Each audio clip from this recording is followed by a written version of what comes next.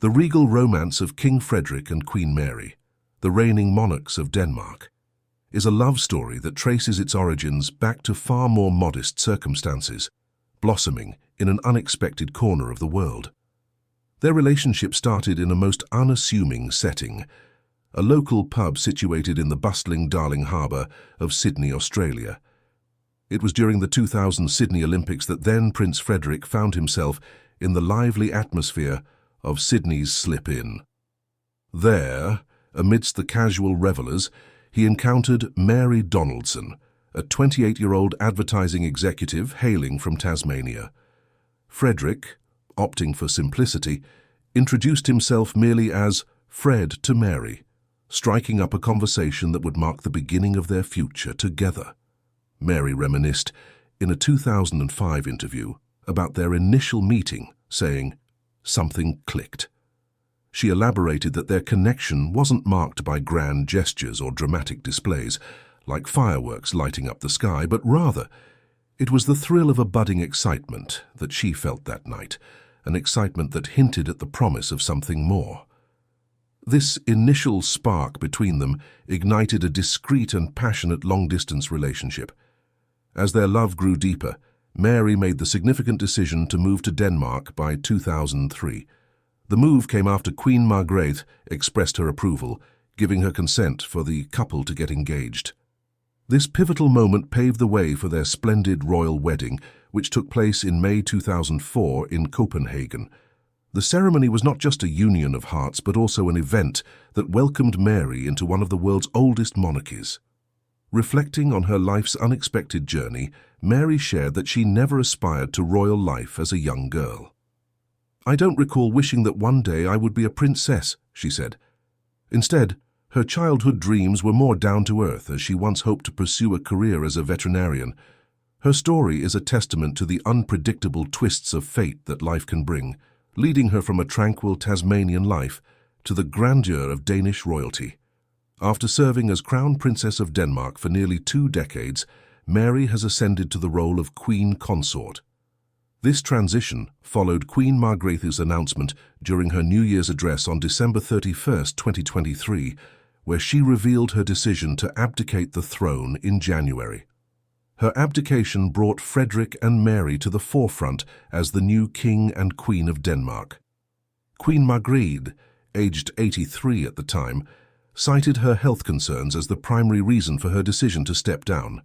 But royal experts speculated that her move was also intended to strengthen the bond between Frederik and Mary, especially in light of recent scandalous rumors.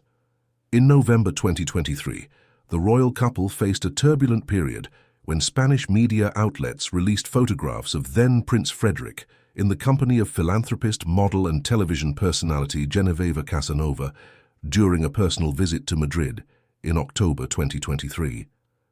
These images sparked rumors of an affair, though Casanova quickly responded to these allegations, dismissing them as completely untrue. With Queen Margrethe's abdication after a remarkable 52-year reign, King Frederik and Queen Mary are poised to lead the Danish monarchy into a new chapter. While they will not undergo a traditional coronation ceremony, they officially assumed their titles as King and Queen Consort in a formal proclamation held on January 14th. The enchanting royal love story of Frederik and Mary unfolded not amidst the grandeur of Danish palaces, but in a far more humble and unexpected locale, a bustling local bar in Sydney. In September 2000, then Prince Frederik arrived in Sydney to cheer on Denmark's sailing team at the Summer Olympic Games.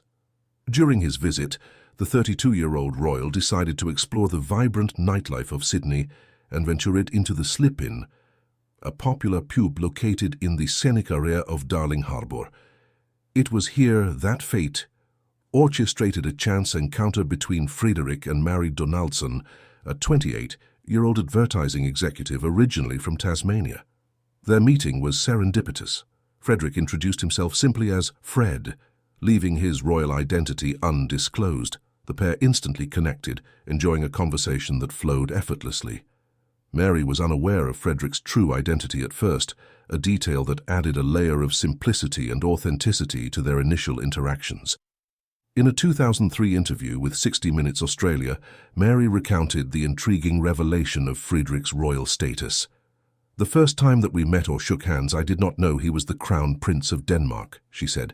"It was perhaps half an hour or so later that someone approached me and hinted, 'Do you know who these people are?' That evening, Frederik requested Mary's phone number, sowing the seeds of a burgeoning romance. The connection they established that night was profound, as Mary later described to 60 Minutes Australia. "From the very first moment that we started talking, we never really stopped," she reflected. "It really established a strong foundation for our relationship right from the beginning." King Frederik and Queen Mary's early romance was marked by a challenging yet romantic, long-distance relationship. During the initial 2 years of their courtship, the Danish royal undertook covert visits to Australia to spend time with Mary. Despite the vast distance between them, they nurtured their relationship with care, managing to keep their budding romance shielded from the public eye for over a year. It wasn't until November 2001 that a Danish tabloid finally uncovered and reported that they were a couple, bringing their private affair into the public spotlight. Reflecting on the nature of their relationship during those early years, Frederik shared in a 2003 interview with 60 Minutes Australia. "It was one of those relationships where we slowly got closer and closer to each other despite the geographical distance. This slow but steady deepening of their bond was a testament to their commitment to each other." The logistics of maintaining a relationship over such a distance were formidable, but the couple's dedication to one another was unwavering. Their long-distance phase persisted until early 2002, at which point Mary made a significant life change. She moved from Sydney to Copenhagen, a bold move that symbolized her deep commitment to Frederik. This relocation was not just a physical shift, but also a cultural and spiritual one. Mary converted to the Lutheran Church, embracing Frederik's faith as her own, and began the daunting task of learning Danish, a language known for its complexity and difficulty for non-native speakers. In October 2003, 3 years after their serendipitous first meeting at the Slip Inn in Sydney, Prince Frederik and Mary Donaldson took a significant step forward in their relationship by announcing their engagement. This joyful milestone came after years of nurturing a deep connection that had blossomed across continents. The proposal was a carefully considered gesture, with Prince Frederik presenting Mary with a beautifully designed engagement ring. The ring featured an emerald-cut diamond, chosen for its classic elegancy and timeless appeal. This stunning diamond was flanked by a pair of ruby baguettes, a deliberate and meaningful choice. The rubies, with their deep red hue, were an apparent nod to the colors of the Danish flag, symbolizing Mary's forthcoming integration into the Danish royal family and her new home country. On May 14, 2004, the future King Frederik and Queen Mary exchanged their vows in a splendid ceremony at Copenhagen Cathedral, followed by an elegant reception at Fredensborg Palace.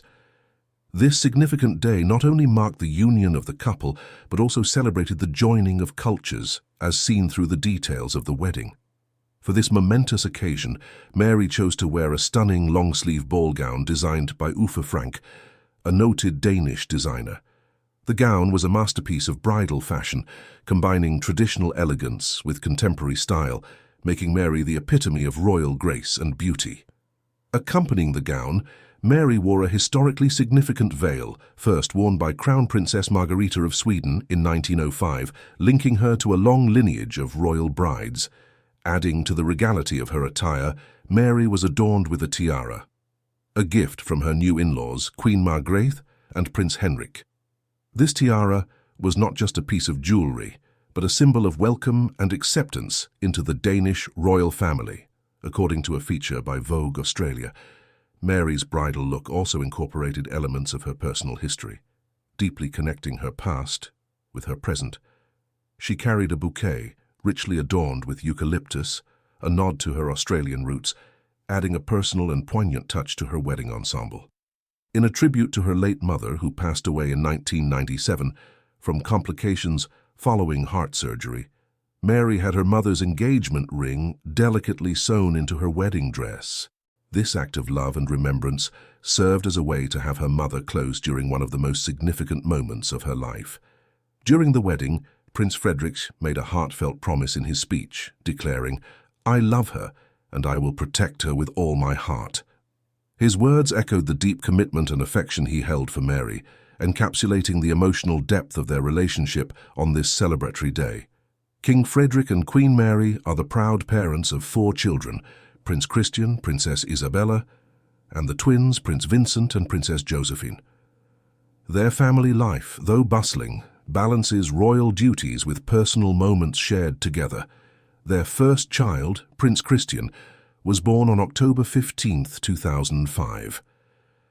As the eldest son, he holds the position of being first in line to the Danish throne, a role that comes with significant responsibilities and expectations. His birth marked a joyous occasion in Denmark, heralding the arrival of a future king. Princess Isabella followed, born on April 21, 2007. Her arrival was celebrated with equal joy, and she occupies the position of second in line to the throne, following her older brother. Isabella's role within the royal family is also prominent, carrying the heritage and customs of the Danish monarchy forward. The family expanded further with the arrival of twins on January 8, 2011, Prince Vincent and Princess Josephine. Their birth brought double the joy to the royal household. Prince Vincent, born minutes before his sister, is third in line, while Princess Josephine is fourth. Their close succession in birth order adds a unique dynamic to their upbringing and future roles within the royal family.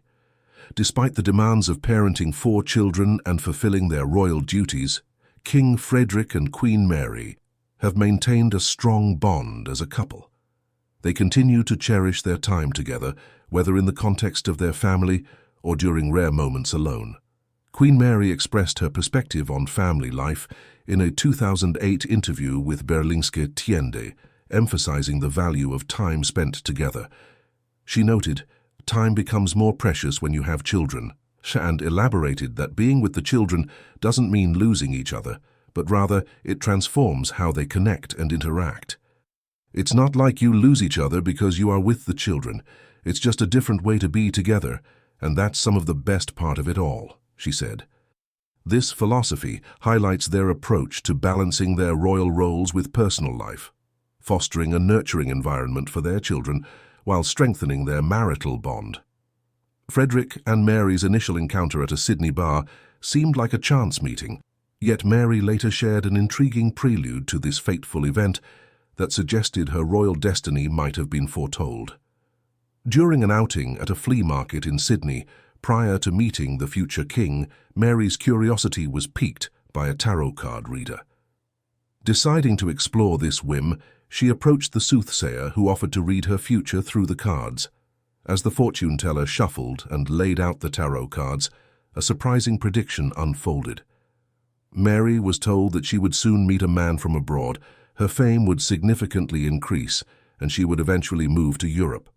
Although the prediction seemed far-fetched at the moment, it painted a picture of a life-changing romance that would transcend continents. Reflecting on this encounter, Mary recounted the experience to Jens Andersen, the author of Under the Bar, an authorized biography of King Frederik. This anecdote was shared in the Danish newspaper, Kristelig Dagblad. Mary admitted her initial skepticism about the reading. "So I left there and thought, well, yes, that was a lot of fun, but nothing more," she remarked, dismissing the fortune teller's words as mere entertainment at the time. Despite her initial disbelief, Mary also acknowledged a deeper affinity for the mystical aspects of life. "But I've always been interested in the spiritual, in mystery and fate," she confessed. This interest in the spiritual world hinted at a part of her that perhaps subconsciously prepared her for the extraordinary chapters that were about to unfold in her life, aligning mysteriously with the tarot reader's prophecy.